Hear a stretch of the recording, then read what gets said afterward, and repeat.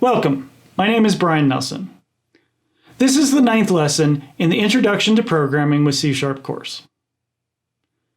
In this lesson, we're going to look at a few useful classes in the .NET library that will help us complete a simple program in the next lesson. Let's get started.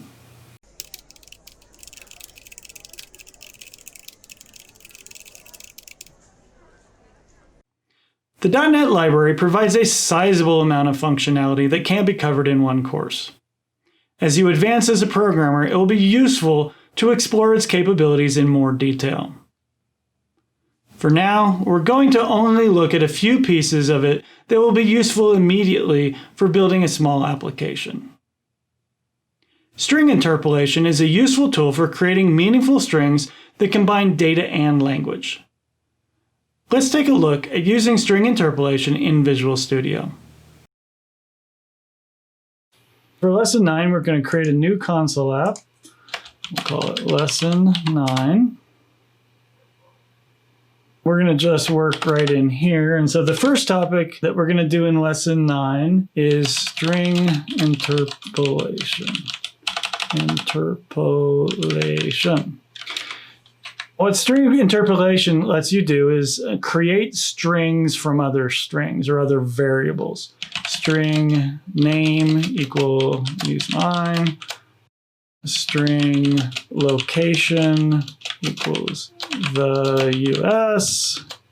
If we wanted to combine those, we could say something like string output equals, to use interpolation, use the $, then you use curly braces with the variable. So Brian lives in location.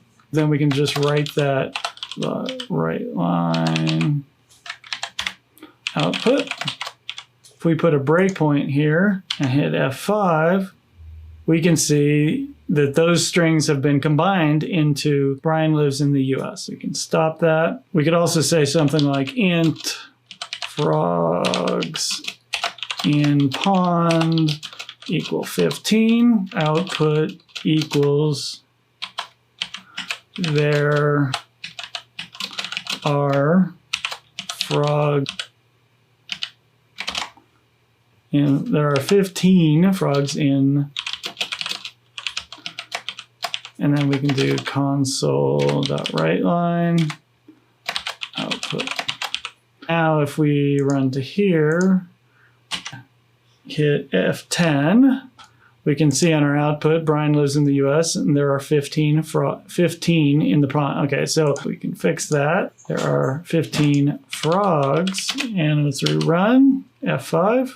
Hit F10 to step over that, and we can look at our output. There are 15 frogs in the pond. So you can see that this is a useful tool for building strings from your variables, and it automatically converted that integer into a string for us. So that can be very helpful. When I introduced the basics of using strings in Lesson 3, I mentioned that strings are immutable, and that this can cause performance issues.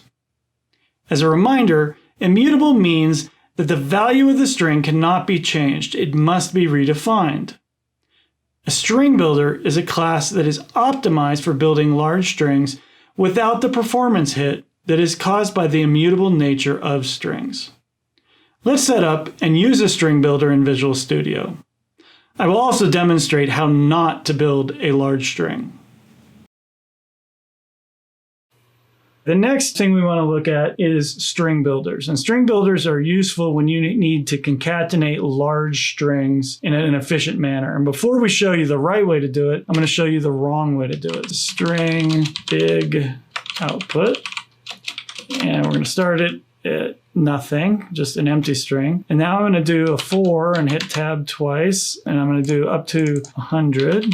So this will take us from 0 to 99. And we're going to say big output equal big output plus i.toString.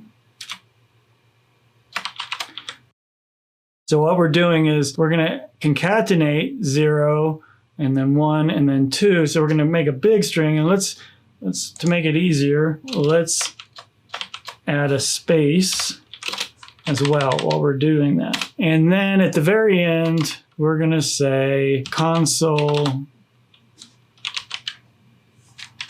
dot write line, and we're going to write out big output. Let's go ahead and we're going to move our breakpoint down to line 27 and hit F5.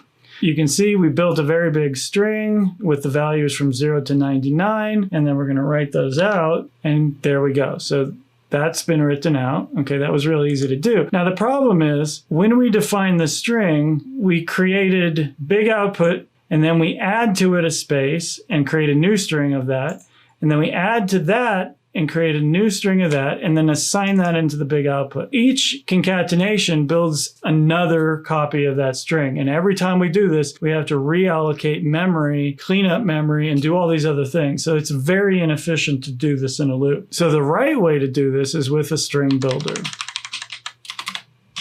We're going to call this building large strings.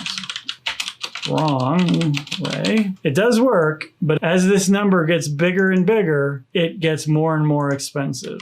So I prefer to do it the right way at the beginning. So string builder, what you'll notice is it doesn't know what it is, so we need to add a using for system.text. Visual Studio will help you tell you string builder sb equals new string builder. String builder is an object, so we have to create a new instance of it. And we're going to take that same loop for less than 100. And so what we're going to do now is sb.append, and we're going to append first I, and you notice it's doing the conversion for us. And we're going to add a space to it, so like that. Then when we go to console,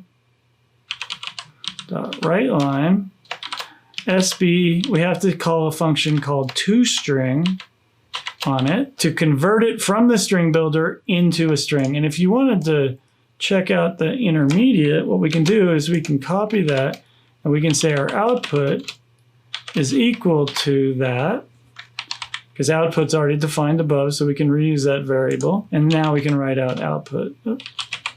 There we go. Let's move our breakpoint from 30 to 32. And we're going to just go ahead and run. So you can see we already made it through, and we wrote the first version of this out. Now we're using the string builder method. So string builder is new string builder, fine. And now we go through and we're just appending to that string builder. And so if we look, we can see it growing here down in the bottom.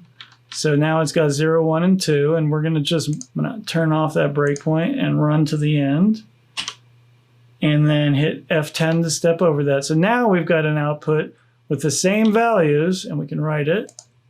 And you can see, okay, there's the first version, and now here's the second version that we've written. Using a string builder, we can add in a loop to the string in a very efficient manner. Building large strings correct way. Conversion between types of variables is often required. For instance, if you read a temperature from the console, it will be created as a string. However, we may want to use that temperature as a double so that we can do calculations with it. To do this, we can use the convert class. Let's take a look at how we can convert between data types in Visual Studio. The next thing in Lesson 9 we're going to look at is conversion. We already kind of looked at that up here when we did i.toString. We converted integer I to a string. So say we have int counter equals, and we want to convert .toInt, and we're going to say toInt 32, and we'll do the value 1. So this takes the string 1 and converts it into an int. If we had, so we can also do on a double, test double equals convert to double. So now we take a string of the value 2.5 and convert it into a double. So let's move our breakpoint and run.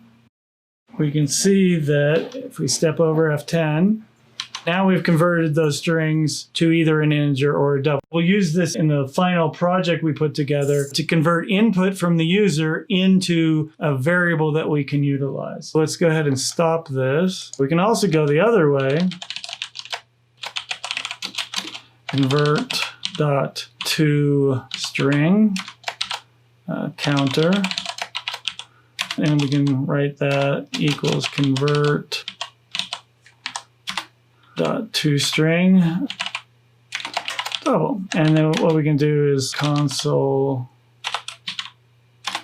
right line conversion output. Now let's move our breakpoint here. Well, we just wrote out 1. And now we just wrote out 2.5. We can use the convert class to either convert from strings to doubles and integers or from doubles and integers back to strings. That wraps up our 9th lesson. In the next lesson, we will build a simple program that combines all that we have learned in this course.